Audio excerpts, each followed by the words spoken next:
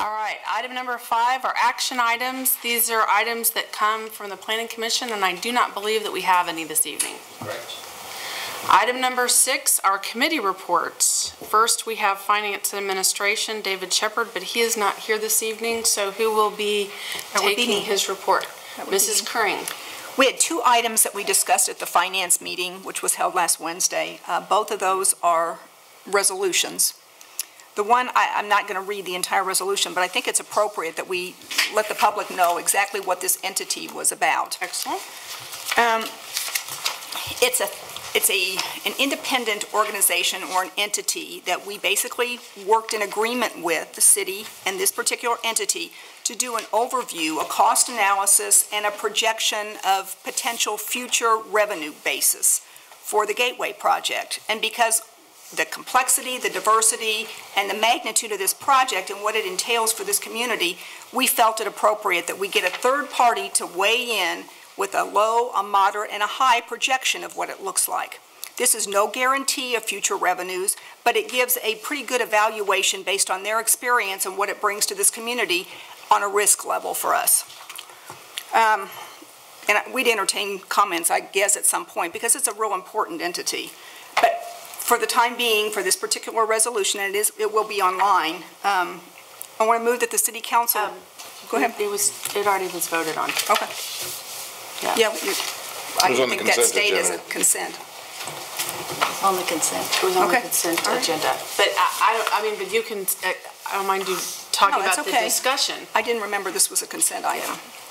There was a lot of dialogue about this. We missed you, Ms. Miller. Will did a great job in your behalf, but you usually have a lot of good questions, and that dialogue took about 45 minutes. My error for forgetting it was a consent. Well, no, and what you're referring to was the real estate research consultants that did their independent analysis of those sales and property tax revenues. That's correct. Thank you, Mrs. Crank. Next, we have community. Gibbs. Do you have a report? No report. Okay. I have no report. All right, next on our agenda is item 7, unfinished business. And since you usually give your report under new business, I'm going to grant you deference to give your new business report now. I think all of you received flyers for our clothing drive and for our cash and cans for the holiday drive. If any of you in the audience have not received one, there are flyers on the back table. November and December is the month. They're the 2 months that we take care of all of our Northeast Johnson County families who are a little less fortunate than we are. Our first item will be November the 15th on a Thursday. It's a clothing drive. We do this in conjunction with the Mission Police Department. It is to benefit Uplift organization, which is in Kansas City, Missouri, which helps the homeless. We will have a truck in the north parking lot of the Sylvester Powell Community Center from 7:30 in the morning until 11. You load your car up. The police department will happily unload it for you.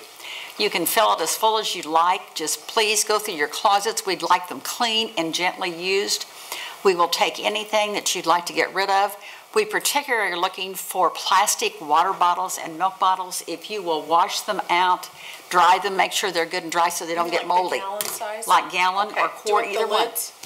Because they want the lids on them, yes, because they put water in them, and that's how the homeless will take their water to their shelters. Okay. We're also asking for candles, and I know a lot of you have used candles because they use the candles in their shelters at night. If you want to use your toilet paper for a half roll and bring us the rest, the half rolls fit in the backpacks where the whole rolls do not. So there's lots of ways that you can help us help these people. So I hope you'll all mark your calendar for the 15th of September. November, I'm sorry. And then if you move on to the 19th of November, we do our cans and cash for our families. Last year we adopted 52 families in the Northeast Johnson County area that were down on their luck, and we supply them with a regular Thanksgiving dinner. We give them a turkey or a ham and all the things to go with them.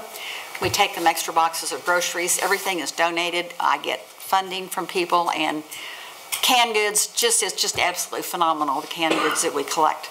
There will be boxes in the City Hall and at the Community Center and in various businesses up and down Johnson Drive. If everybody would bring me 5 or 10 cans, it's wonderful. If you don't want to bring canned goods, I accept checks because that helps us buy the turkeys.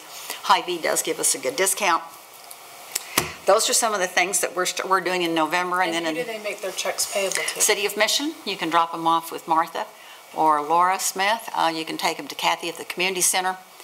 Just remember that there's people who may not have a Thanksgiving dinner, and if it wasn't for us, they probably wouldn't. So it's very heartwarming. We get our names of our families from the area schools, so we know that they are really destitute. So this is not something that people just come in off the street and ask us for. And then in December, we also adopt families again. So I will be after you again in December, because we also take on 50 families, and we not only feed them, but we also take gifts for everybody in the family. So I need help wrapping, I need help collecting, I need help delivering. It's a very, very, very great feeling to see these little kids when you drive up and they all come out and see you bringing them all these groceries that they haven't had. Pineapple was a big hit last year. Some lady brought us, 25 or 30 pineapples. And those little kids just craved the pineapple, if you can imagine. So, it's just phenomenal what you can do for these people, because they love you for it and they love everything you bring them. So I'm just asking you to help us. Thank you. Thanks to your group, because they do it every year. You get more people every year, do you not? We do. But we make it. We always supply it. And also, November 15th is the day of our Thanks for Seniors lunch as well, so you could bring things with you to the community center when you come to the luncheon. Thank you. Sort of upset my apple cart. Mrs. Kring, I think you have an announcement, don't you? We do. We have a Ward 3 meeting tomorrow evening at the community center at 7 p.m. All are invited. Thank you. Do the council have any other? Okay. All right, next we have my mayor's report, and I think we've pretty well talked about all the different things. It's been some exciting times. I hope that you all can attend the Thanks for Seniors luncheon that's going to be in early November. It's a good event with lots of our seniors and nice entertainment and a good program, and our community center staff and other volunteers help serve. Item 10 is our city administrator. I have 3 items. The first is tomorrow between 9 and 11 at the County Administrative Building is District Attorney Howe's Cora and Coma training between 9 and 11. And I think those that didn't sign up for Topeka are the ones that are the balance that are going to the Johnson County training. 2 is there's a capital improvement and development update breakfast this Friday at 7:30 a.m. at the community center. Justin will be talking about street projects. Martin will be talking about some of the planning that we're working on if Martin's wife doesn't have a baby between now and Friday. Yeah. Otherwise, I will be doing an update on the Gateway project in terms of the calendar and the things that are ahead in the next 3 to 4 weeks. The last item, in 1971, there was a famous band, 5-man electrical band. Does anybody know what their song was? And they were a one-hit wonder. Signs, Signs, Everywhere Signs, that was their hit song. That has consumed Josh and my time for the last couple of days, and we've sort of tweaked our procedures in trying to do this in a way that makes it work for everyone. So here's what we're doing. We're emailing those that have signs to distribute to people to make sure that they get the rules handed out to them. We don't know about necessarily, the candidates are easy, but issue signs, for example, there's yes to progress, no to 30 million. I don't know who that sign distributor is. Maybe Bill does. If he does, I'll make sure that I provide them with the same rules that we're providing the candidates and the Save Our Pool people. 2, we've posted on the city's Facebook page what it is that's required. 3, we'll be notifying residents and businesses with a friendly notice, similar to what I would say when your yard gets too high, we send you a letter or we give you a door hanger saying you need to mow your yard. Same thing, you need to move your sign, or you either, one, need to remove it or relocate it. Remove it are for businesses along Johnson Drive that aren't allowed by our sign regulations to have placard signs in their window. Most people don't know we have that regulation, but we do. The next is for those signs that are too close to the road. They're in the city's right-of-way that need to be relocated further onto the property. There are some cities that actually physically go out and move the signs to the right spot, but I fear that we'll be accused of being on people's property doing that, and I would prefer for that not to happen. So we'll try to use the homeowners to enforce it. If they don't, and it's out there 1 or 2 days later, then we're going to remove it. There are those signs that don't have a home. And a good example of a sign that doesn't have a home would be the one that's located right here at Woodson and 61st. There's a countryside neighborhood marker and there's a sign, but there's really not any property that sign's associated with. So tomorrow Josh will pick up those signs where we can't find a home for the sign. You know, it doesn't really. Another one, Shawnee Mission Parkway in Lamar, it's located in a place where there's not a home. And then we'll make sure that we notify those people who these signs are to pick them up at City Hall. The problem that we have is as soon as we do this, I will tell you what happens. They creep back out to the same place, and we'll continue to do it and to be vigilant, but understand that there's only so much that we can do, and we'll try to stay ahead of it, but these things tend to keep coming back. So that's my big summary. So signs, everywhere signs. So in other words, we're going to be doing sweeps more often than we have been in the past. Right. As long as they're able to get to their work that they're supposed to do, that's fine. Yes, Ms. Miller? So I just want to thank staff for being consistent, having been involved with the signage removal as running in an election last year. I guess my question is, why are we assuming that the sign's owned by the person who, to me, if somebody gives me a sign, I own that sign, or I buy the sign from that person. So just because it says Obama, it doesn't mean President Obama owns that sign. I own that sign, and if I put it in the right of way, I don't understand why the city can't just give whose ever property the sign's on the notification and assume that that person owns the sign. There's a lot of candidates who have volunteers, and what they do is they write a letter to somebody that supported them in the past and say, will you allow us to put a sign in your yard? And the resident says yes. And the resident never put the sign in the yard. It was one of the campaign volunteers that put the sign in the yard. So it's not really necessarily the fault of the property owner. And the property owner, I will tell you, in most cases, the candidates pick up all the signs afterwards, so it really never becomes the sign of the property owner. Where it gets tricky is when somebody actually buys the sign. They own the sign. So that's the difference. And traditionally, when we've done our one-time big sweep, which is what we did in the primary in August and as well as the city election, it wasn't a repeated going out, moving these signs. It was a one-time sweep. Then the signs are taken over to the Public Works barn and people can collect their signs and put them back out again. Hopefully away from out of the right-of-way.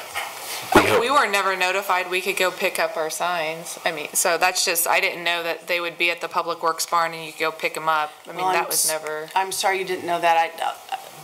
We did our best to distribute that information out to others. I know Mr. Nichols knew that, and in fact, I know you shared that with Largo Kallenbach, that she could go pick up her sign. Just with the people who are here about the Gateway hearing and the CID hearing, I would assume that, could we just mention the days of the public meetings? I think, are they November 12th and 13th? Correct.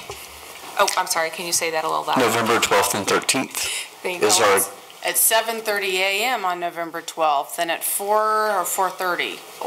At 4 o'clock on November 12th, and then at 6:30 on November 13th. Thank you. And we have published those notices, or those times as well. Those are on our website and our Facebook page. And I think we also put it in our newsletter, didn't we, that's going to be going out? And we'll do a handout this Friday. All right. Okay. Sounds great. Yes, Mr. Quinn, did you have a question? No, but I do have a comment I should have made earlier, and I was dozing off over here. No, I wasn't. So, tell you what, you go ahead. Could I? Absolutely. Excellent. I just wanted, this is like unfinished business, to remind people about Josh Roush, my main man down here, has a little project going on this weekend. It's called Clean Up Turkey Creek. That's correct. And it was postponed from last week because of the rain. to this week. It's Saturday morning, 9 a.m. Debbie, I hope at your meeting, your Ward 3 meeting tomorrow, talk about it, bring it up, ask for volunteers. We did that, Lawrence and myself did that at a meeting with Ward 1 people last week.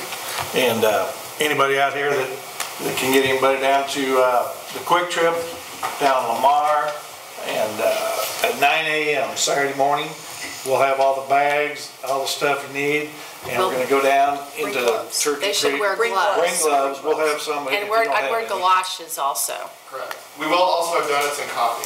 That's our tradition. That's our tradition. They didn't give me any last Saturday. I was down there by myself last Saturday. Yeah, anyway, we'd love to have people come down and give us a hand. Thank you, Mr. Quinn. And you had a Ward 1 meeting last week.